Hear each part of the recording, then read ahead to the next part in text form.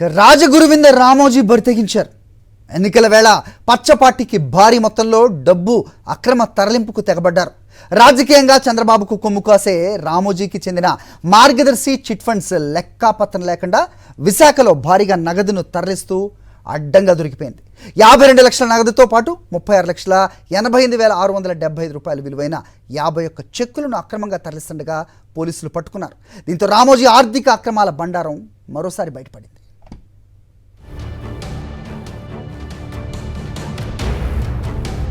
సార్వత్రిక ఎన్నికల నేపథ్యంలో విశాఖ పోలీస్ బృందాలు, కేంద్ర బలగాలు జిల్లాలో విస్తృతంగా తనిఖీలు చేస్తున్నాయి. ఇందులో భాగంగా మంగళవారం మధ్యాహ్నం విశాఖ నగరం ద్వారకానగర్ ప్రాంతంలో వాహనాలను తనిఖీలు చేస్తున్నారు. AP 31CG 7825 నెంబర్ స్కూటీపై 2 వ్యక్తులు సూట్ కేసుతో వెడుతుండగా పోలీసులు వారిని ఆపారు. వారి వద్ద ఉన్న సూట్ కేసును తనిఖీ చేయగా అందులో 500 నోట్ల కట్టలు, చెక్కులు కనిపించాయి.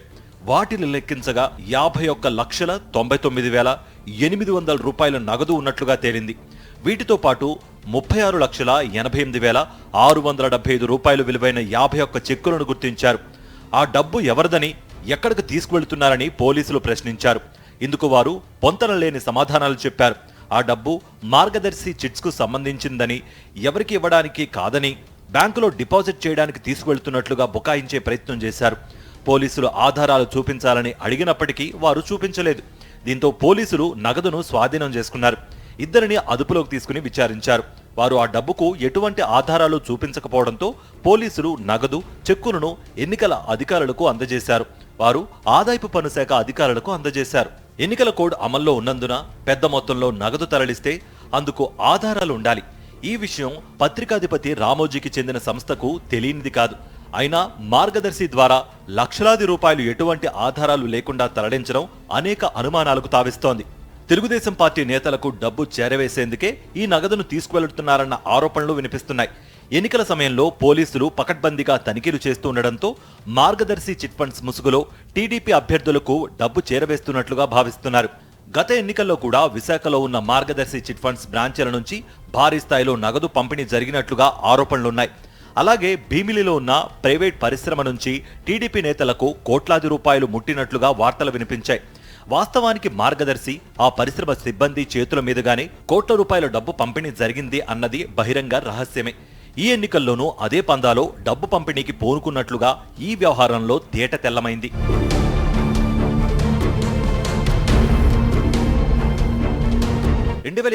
డిసెంబర్ నుంచి మార్గదర్శి చిట్ ఫండ్స్ కొత్త చిట్టీలు వేయడం లేదు. పాత చిట్టీలే కొనసాగుతున్నాయి. కాలపరిమితి ముగియడంతో చిట్టీలు మూసివేస్తున్నారు. దాంతో మార్గదర్శి చిట్ ఫండ్స్ బ్రాంచీల్లో చిట్టి గ్రూపుల సంఖ్య సగానికంటే తగ్గిపోయింది. అయినప్పటికీ విశాఖపట్నం బ్రాంచీలో ఖాతాదారుల నుంచి 3 రోజుల్లోనే 51 లక్షల నగదు రూపంలో వసూలు చేసినట్లుగా చెప్తున్నారు. ఆ ప్రకారం నెలకు 5.10 కోట్లు వసూలు చేస్తున్నట్లు, ఇక రాష్ట్రంలోని 37 బ్రాంచీల ద్వారా నెలకు సగటున 188.70 కోట్లు వసూలు చేస్తున్నట్లుగా అధికారులు అంచనా వేస్తున్నారు. ఇదంతా నగదు రూపంలోనే వసూలు చేస్తున్నట్లుగా కూడా స్పష్టమవుతోంది. ప్రస్తుతం కిళ్ళీ దుకాణాలు, బజ్జీ దుకాణాల్లో కూడా డిజిటల్ చెల్లింపులు చేస్తున్నారు కాబట్టి నగదు లావాదేవీలు జరపకూడదని రామోజీ ఈనాడులో పదే వార్తలు రాయిస్తున్నారు. కానీ ఆయన మాత్రం మార్గదర్శి చిట్ ఫండ్స్ ద్వారా భారీగా నగదు లావాదేవీలే నిర్వహిస్తూ ఉండడం గమనార్హం. చందాదారుల నుంచి డిజిటల్, ఆన్లైన్ చెల్లింపులు ఎందుకు స్వీకరించడం లేదు, నగదు రూపంలోనే ఎందుకు తీసుకుంటున్నారన్న ప్రశ్న తలెత్తుతోంది. మార్గదర్శి పేరుతో ఎన్నికల్లో టీడీపీకి డబ్బు తరలింపు, భారీగా నల్లధనం చెలామణిలోకి తేవడమే లక్ష్యంగా ఈ దందా సాగుతున్నట్లుగా స్పష్టమవుతోంది.